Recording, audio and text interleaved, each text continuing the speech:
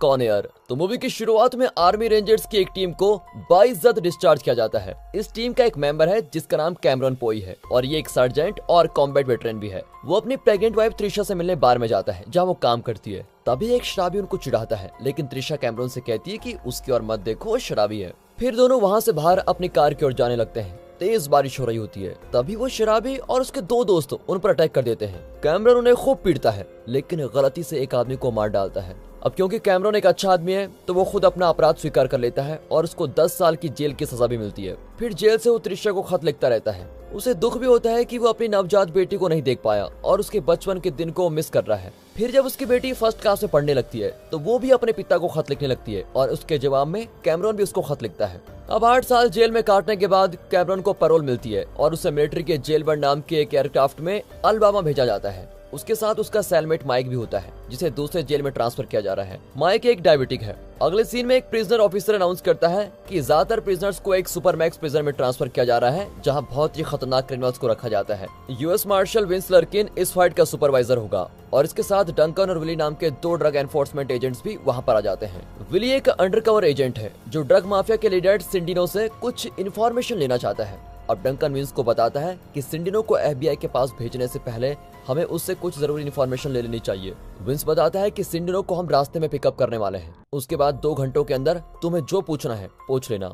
अब क्योंकि प्लेन में वेपन्स ले जाना मना है इसलिए विंस विली की गन ले लेता है। विंस एक एक करके प्रिजनर्स का नाम चेक करता है। उनमें बेनफोर्ड नाम का एक मास मर्डर होता है, फिर serial killer Johnny 23, black gorilla diamond dog और एक प्रोफेशनल क्रिमिनल जिसका नाम साइरस द वायरस है। ये सभी खतरनाक उसमें शामिल होते हैं। अब इन सबको पूरी तरह से चेक करके प्लेन के अंदर भेजा जाता है, लेकिन जाने से पहले डंकन छुपके से विली को गन लौटा देता है।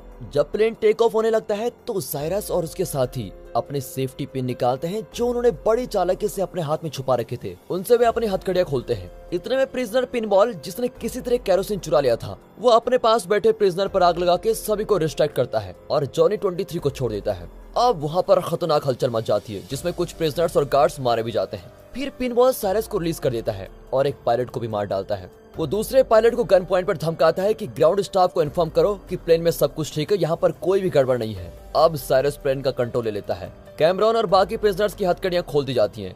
तभी जॉनी 23 सैली नाम की फीमेल गार्ड को असॉल्ट कर रहा होता है। अब ये देखकर कैमरॉन उसको पकड़कर खूब पीट देता है। अब साइरस प्रिजनर्स को इन्फॉर्म करता है कि स्केड्यूल के मुताबिक प्लेन कैटसन सिटी एयरपोर्ट में लैंड होगा। वहाँ से जो प्रिजनर्स दूसरे प्रिजन में ट्रांसफर हो रहे हैं उन्हें उतारकर दूसरे लोगों को एक ऐसे देश में ले जाया जाएगा जहाँ एक्स्ट्राडिशन का नियम नहीं है। अब विली अपनी गन निकालकर एक प्रिजनर को पकड़ लेता है। कैमरॉन उसे गन नीचे करने को कहता है। इसी बीच दूसरा प्रिजनर पीछे से उसको पकड़ने की कोशिश करता है, लेकिन विली उसको शूट कर देता है। अब ये देखकर साइरस विली को मारकर उसकी गन ले लेता है।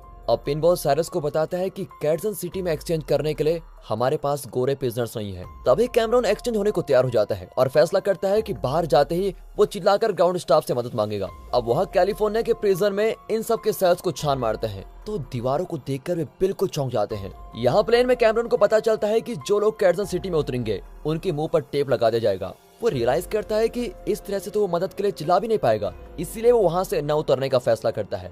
जब यहाँ प्लेन कैटसन सिटी में लैंड होता है तो वहाँ जेल के गार्ड्स को साइरस के सेल में इस प्लेन का ब्लूप्रिंट मिलता है। यहाँ इमेट्स का एक्सचेंज शुरू होता है। ग्राउंड स्टाफ नहीं जानते कि प्रिजनर्स गार्ड्स के यूनिफॉर्म में है और गार्ड्स को जबरदस्ती प्रिजनर्स की ड्रेस पहना दी गई है।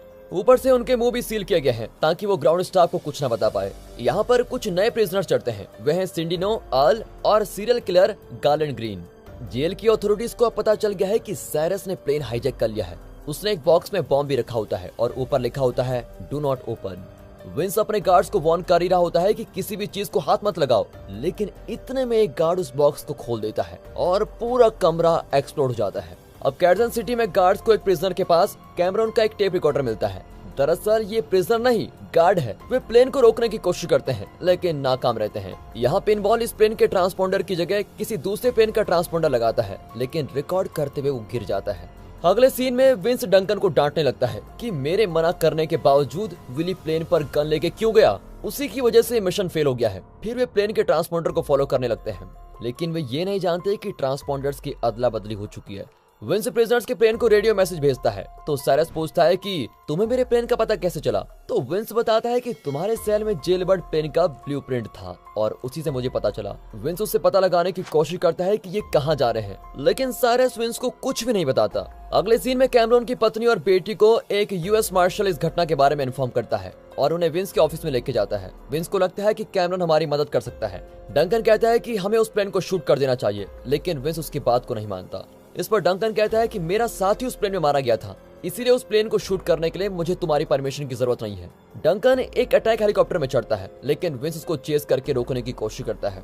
प्रिजनर्स का प्लान यह है कि वे लर्नर एयरफील्ड में लैंड करेंगे, जो कि एक सुनसान रेगिस्तान के बीच में है। फिर वे सिंडिनो और उसके साथियों के साथ वहां से उनके प्लेन में बच निकलेंगे। तभी कैमरॉन देखता है कि पिनबॉल की लाश प्लेन की लैंडिंग गियर में फंसी हुई है। वो उसके ड्रेस पर विंस के लिए एक मैसेज लिखता है और लाश को नीचे फेंक देता है। पिनबॉल की लाश एक कार पर गिरती है, जिसकी वजह से एक एक्सीडेंट हो जाता है।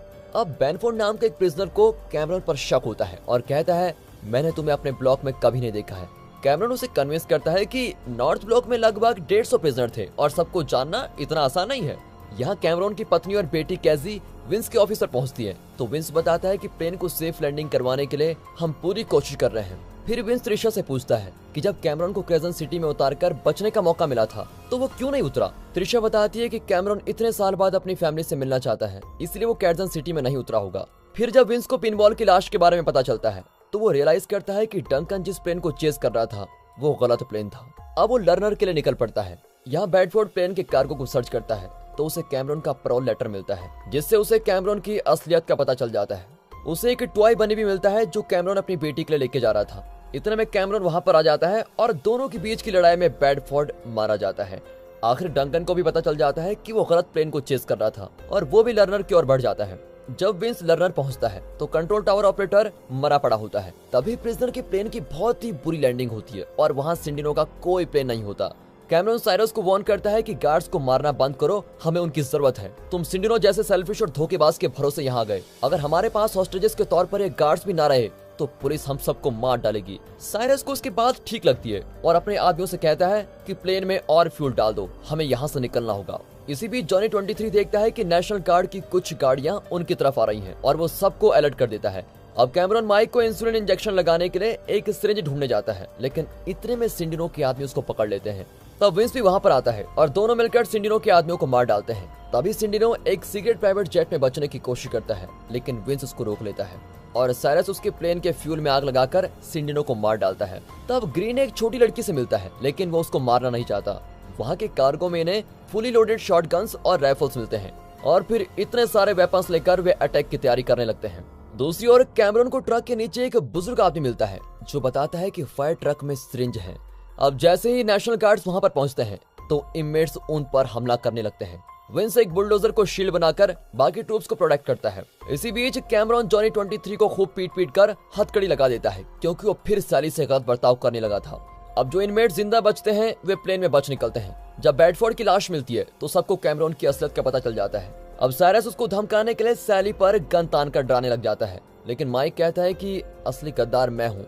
साइरस माइक के पेट में शूट करके कैमरॉन की बेटी का लेटर पढ़ने लगता है। विंस और डंकन अटैक हेलीकॉप्टर में आकर प्लेन के फ्यूल टैंक को डैमेज कर देते हैं। तब कैमरॉन कुछ और प्रिजनर्स को मार डालता है और खुद प्लेन को कंट्रोल करने लगता है। वो आल को ऑर्डर देता है कि मैकलन इंटरनेशनल एयरपोर्ट में लैंड करो, लेकिन इंजन इतने डैमेज हो चुके हैं कि वे लॉस वेगस में क्रैश कर जाते हैं और कुछ प्रिजनर्स वहीं मर जाते हैं। कैमरॉन माइक के लिए मेडिकल स्टाफ को बुलाता है। सैली भी कैमरॉन को थैंक करती है, क्योंकि कैमरॉन ने उसे जॉनी 23 से बचाया था। अब साइरस और उसके 3 साथी फायर ट्रक पर बच निकल रहे होते हैं। यहाँ विंस और कैमरॉन पुलिस मोटरसाइकिल्स पर तेजी से उनका पीछा करते हैं और उनके इस चेज में बहुत कुछ डैमेज हो जाता है।